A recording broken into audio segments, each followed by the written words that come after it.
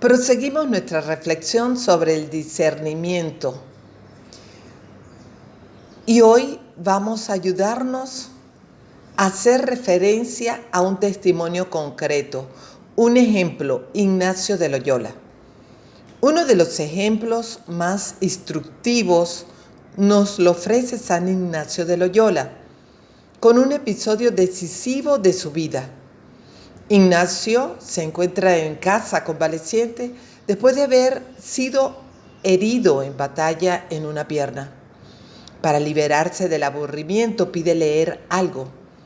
A él le encantaban los libros de caballería, pero lamentablemente en casa había solo vidas de santos.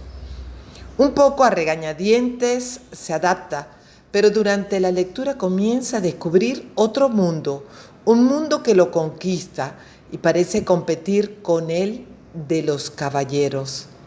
Se queda fascinado por las figuras de San Francisco y de Santo Domingo y siente el deseo de imitarles.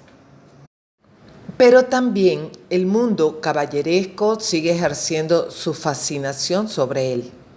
Y así siente dentro de sí esta alternancia de pensamientos, los caballerescos y los de los santos, que parecen ser equivalentes. Pero Ignacio empieza también a notar las diferencias. En su autobiografía, en tercera persona, escribe así: cuando pensaba en aquello del mundo y en las cosas caballerescas, se entiende, se deleitaba mucho, más cuando después de cansado lo dejaba, hallábase seco y descontento. Y cuando en ir a Jerusalén descalzo y en no comer sino hierbas y en hacer todos los demás rigores que vi haber hecho los santos, no solamente se consolaba cuando estaba en los tales pensamientos, mas aún después de dejando, quedaba contento y alegre. Le dejaban un rastro de alegría. En esta experiencia podemos notar sobre todo dos aspectos. El primero es el tiempo, es decir, los pensamientos del mundo al principio son atractivos, pero después pierden brillo y dejan vacíos, descontentos, te dejan así, una cosa vacía. Los pensamientos de Dios, al contrario, suscitan al principio una cierta resistencia. Esto aburrido de los santos no lo leeré, pero cuando se les acoge traen una paz desconocida que dura mucho tiempo. Aparece entonces el otro aspecto, el punto de llegada de los pensamientos. Al principio la situación no parece tan clara. Hay un desarrollo de discernimiento. Por ejemplo, entendemos que es un bien para nosotros, no de forma abstracta, general, sino en el recorrido de nuestra vida. En las reglas para el discernimiento, fruto de esta experiencia fundamental, Ignacio pone una premisa importante que ayuda a comprender tal proceso. En las personas que van de pecado mortal en pecado mortal, acostumbra comúnmente el enemigo proponerles placeres aparentes, tranquilizarles que todo va bien, haciéndoles imaginar deleites y placeres de los sentidos, para conservarlos y hacerlos crecer más en sus vicios y pecados. En dichas personas, el buen espíritu actúa de modo contrario, punzándoles y remordiéndoles la conciencia por el juicio recto de la razón. Pero esto no va bien. Hay una historia que precede a quien discierne, una historia que es indispensable conocer, porque el discernimiento no es una especie de oráculo o de fatalismo o algo de laboratorio, como echar a suertes dos posibilidades. Las grandes preguntas surgen cuando en la vida hemos hecho un tramo de camino y es a ese recorrido que debemos volver para entender qué estamos buscando. Si en la vida se hace un poco de camino ahí, pero ¿por qué camino en esta dirección que estoy buscando? Y ahí se hace el discernimiento. Ignacio, cuando estaba herido en la casa paterna, no pensaba precisamente en Dios o en cómo reformar su vida, no. Él hace su primera experiencia de Dios escuchando su propio corazón, que le muestra una inversión curiosa. Las cosas a primera vista atractivas lo dejan decepcionado y en otras, menos brillantes, siente una paz que dura en el tiempo. También nosotros tenemos esta experiencia muchas veces. Empezamos a pensar una cosa y nos quedamos ahí y luego quedamos decepcionados. Sin embargo, hacemos una obra de caridad, hacemos algo bueno y sentimos algo de felicidad. Te viene un buen pensamiento y te viene la felicidad, algo de alegría. Es una experiencia nuestra. Él, Ignacio, hace la primera experiencia de Dios escuchando al propio corazón que le muestra una curiosa inversión. Esto es lo que nosotros tenemos que aprender, escuchar a nuestro propio corazón para conocer qué sucede, qué decisión tomar, opinar sobre una situación. Es necesario escuchar al propio corazón. Nosotros escuchamos la televisión, la radio, el móvil, somos maestros de la escucha, pero te pregunto, ¿tú sabes escuchar tu corazón? ¿Tú te detienes para decir, pero mi corazón cómo está? ¿Está satisfecho? ¿Está triste? ¿Busca algo?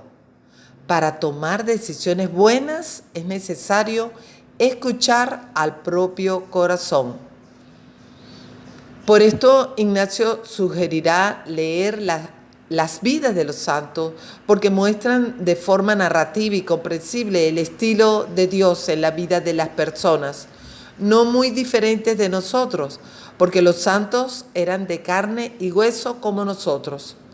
Sus acciones hablan a las nuestras y nos ayudan a comprender el significado. En ese famoso episodio de los dos sentimientos que tenía Ignacio, uno cuando leía las cosas de los caballeros y otro cuando leía la vida de los santos, podemos reconocer otro aspecto del discernimiento que ya mencionamos la vez pasada. Hay una aparente casualidad en los acontecimientos de la vida. Todo parece nacer de un banal contratiempo. No había libros de caballería, sino solo vidas de santos. Un contratiempo que sin embargo encierra un posible punto de inflexión. Tan solo después de algún tiempo, Ignacio se dará cuenta y en ese momento le dedicará toda su atención. Escuchad bien, Dios trabaja a través de los eventos no programables. Ese por casualidad. Me ha sucedido esto, por casualidad he visto a esta persona, por casualidad he visto esta película. No estaba programado, pero Dios trabaja a través de los eventos no programables y también en los contratiempos. Tenía que dar un paseo y he tenido un problema en los pies, no puedo. Contratiempo, ¿qué te dice Dios? ¿Qué te dice la vida ahí? Lo hemos visto también en el pasaje del Evangelio de Mateo. Un hombre que estaba arando un campo se encuentra casualmente con un tesoro enterrado. Una situación completamente inesperada. Pero lo importante es que lo reconoce como el golpe de suerte de su vida y decide en consecuencia. Vende todo y compra ese campo. Os doy un consejo. Estad atentos a las cosas inesperadas. Aquel que dice, pero esto por casualidad yo no lo esperaba. Ahí te está hablando la vida, te está hablando el Señor o te está hablando el diablo.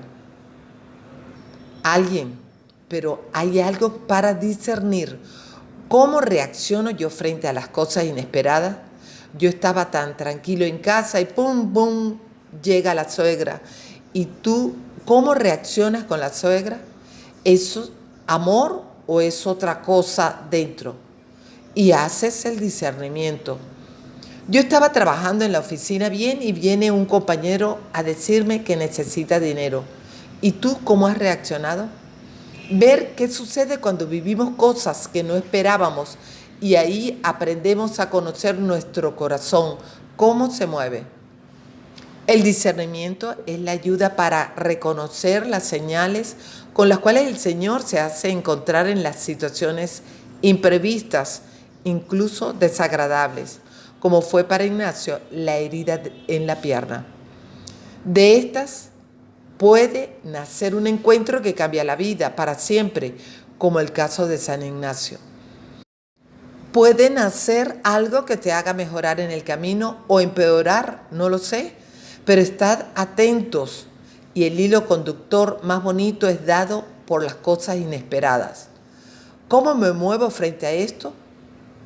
Que el Señor nos ayude a sentir nuestro corazón y a ver cuando es Él quien actúa y cuando no es Él y es otra cosa.